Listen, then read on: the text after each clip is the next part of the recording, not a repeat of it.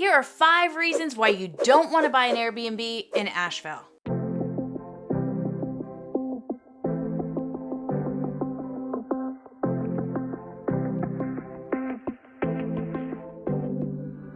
Hey, welcome to our channel, Living in Asheville. I'm Beth Schadler with Tried and True Realty, and we explore what it's like to live, eat, work, sleep, play in Asheville, North Carolina. So if you want to learn more, hit that subscribe button, click that little bell, and you'll be alerted to every time we make a new video for you. So today we're talking about Airbnbs, otherwise known as VRBOs or VRBOs or STRs, short-term rentals. It's anything under 30 days that you rent out, typically for people on vacation. And as we know, Asheville is a huge tourist place, so there's tons of people coming here. So before I start telling you why you shouldn't have an Airbnb, let me tell you my Airbnb story. So I first bought my house when Asheville for me was too expensive, and so I ended up going out to Candler and buying a home, a 2-bedroom, 1-bath house. And I lived in it by myself for a good 12 years until I decided to pack up my stuff and go traveling across the world.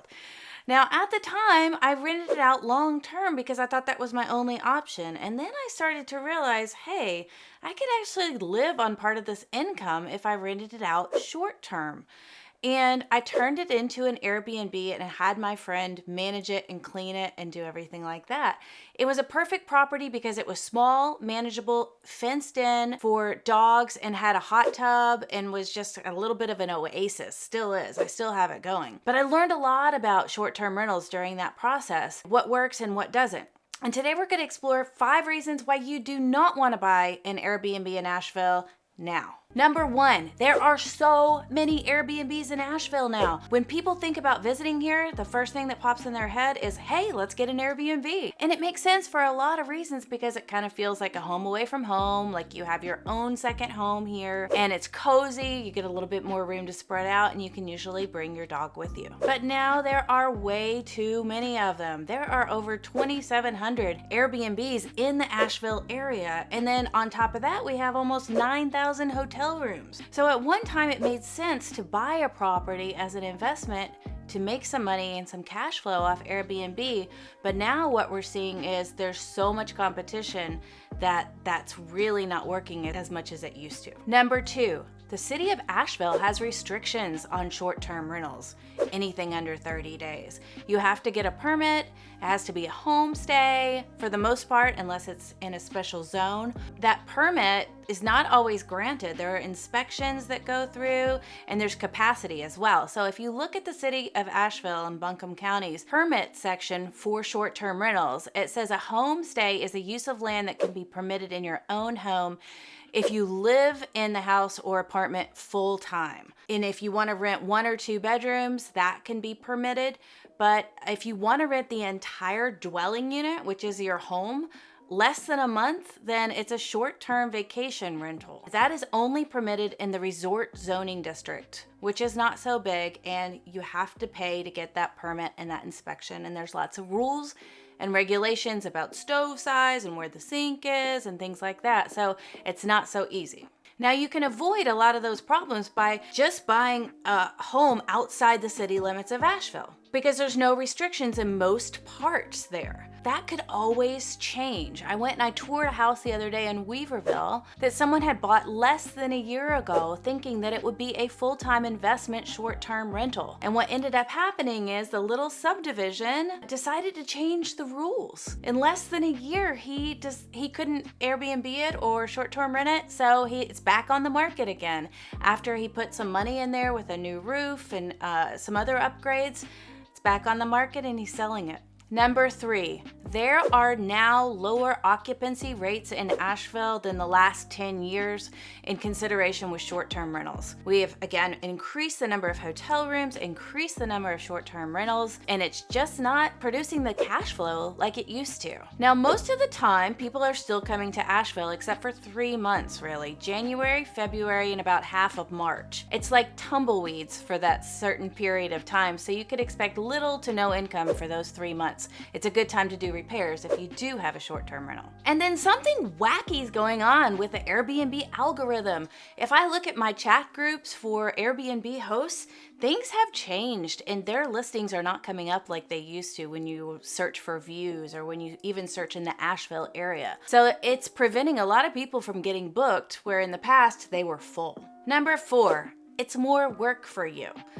A short-term rental is going to be more management time and coordinating cleaners and communication than a long-term rental or a rental over 30 days. So, I mean, you do have the opportunity to hire a property manager, but it kind of takes away from the whole aspect of getting that extra cash flow as operating as a short-term rental. I mean, an upside is you do have cleaners in there every 3 to 7 days, so the maintenance on the house is pretty good, and you do have extra money to put back into keeping everything tip-top. But definitely short-term rentals are the most extensive workload out of all the rentals. Number 5, it lessens community feel.